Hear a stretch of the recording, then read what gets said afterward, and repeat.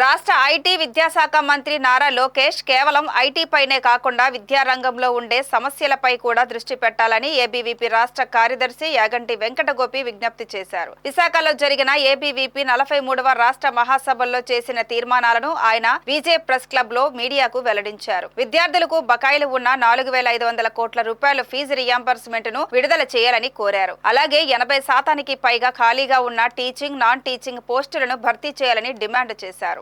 అందరూ నమస్తే. వెంకటగోపి, అఖిల భారతీయ విద్యార్థి పరిషత్ ఆంధ్రప్రదేశ్ స్టేట్ సెక్రటరీ.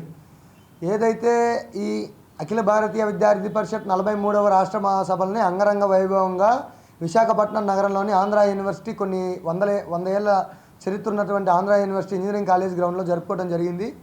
ఇది చాలా సంతోషించదగ్గ విషయం. ఎప్పుడో 1980లో కాలంలో ఇక్కడ జాతీయ మహాసభలు అంగరంగ వైభవంగా జరగడం జరిగింది. తర్వాత సాగర్ తీరాన ఈ 43వ రాష్ట్ర మహాసభల్లో ఒక మంచి చర్చించడం జరిగింది. విద్యార్థులందరితోనూ అందరూ మంచిగా పాల్గొనడం జరిగింది. అందులో విద్యారంగము మరియు రాష్ట్రంలో ఉన్నటువంటి రాష్ట్ర స్థితి, ఈ రెండు స్థితులపైన ఒక తీర్మానాలు ప్రవేశపెట్టడం జరిగింది. అందులో భాగంగా విద్యారంగంలో ఉన్నటువంటి ఇబ్బందులు గత కొంతకాలంగా కొన్నేళ్లుగా రాష్ట్రానికి ప్రభుత్వాలు వస్తూ ఉన్నాయి, మారుతూ ఉన్నాయి కానీ విద్యాశాఖను పట్టించుకున్నటువంటి ప్రభుత్వం ఏ ప్రభుత్వమూ లేదు.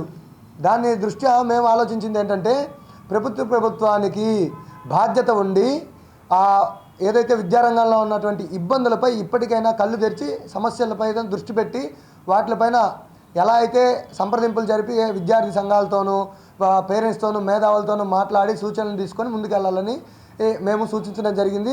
దాంట్లో ఏదైతే జగన్మోహన్ రెడ్డి గారు 5 ఏళ్ల కాలంలో ఎంత భ్రష్టు పట్టించారో విద్యా రంగాన్ని, అలాగే ఈ కూటమి ప్రభుత్వానికి పట్టం కట్టిన తర్వాత ప్రజలు ఇప్పుడు లోకేష్ గారే డైరెక్ట్గా విద్యాశాఖను తీసుకోవడం జరిగింది. ఇప్పటికి లోకేష్ గారైనా సరే ఎట్టి పరిస్థితుల్లో విద్యాశాఖని పటిష్టం చేయాలి. ఐటీ కంపెనీస్ వస్తే మాత్రమే కాదు, విద్యాశాఖని పటిష్టం చేస్తేనే ఉపాధి కల్పన అవుతుంది. ఈ తల్లికి వందనం పేరుతో చెప్పినటువంటి పథకాన్ని త్వరితగతిన అమలు చేయాలి. దాంతోపాటుగా కొన్ని వేల స్కూల్స్లో 9,000 పాఠశాలలు, దాదాపు ఏకోపాధ్యాయ పాఠశాలలు జరుగుతూ ఉన్నాయి. అంటే ఒక్కొక్క స్కూల్లో ఒక్కొక్క టీచర్ మాత్రమే బోధిస్తూ ఉన్నారు. ఈ టీచింగ్ పోస్టుల భర్తీ ఖచ్చితంగా జరగాలి. డిఎస్సి ఏదైతే నోటిఫికేషన్ వదిలారో ఎస్సీ వర్గీకరణ ఈ జడ్జిమెంట్ కోసం కొంత ఆగటం జరిగింది. అది కూడా ఫైనల్ స్టేజ్కి వచ్చేసింది. త్వరగా దీని యొక్క ప్రాసెస్ స్టార్ట్ చేసేయాలి. డిఎస్సికి 16,000 పోస్టులని ఏదైతే ఖాళీగా ఉన్నాయి ఇవన్నీ వదలాల్సిన అవసరం ఎంతైనా ఉంది.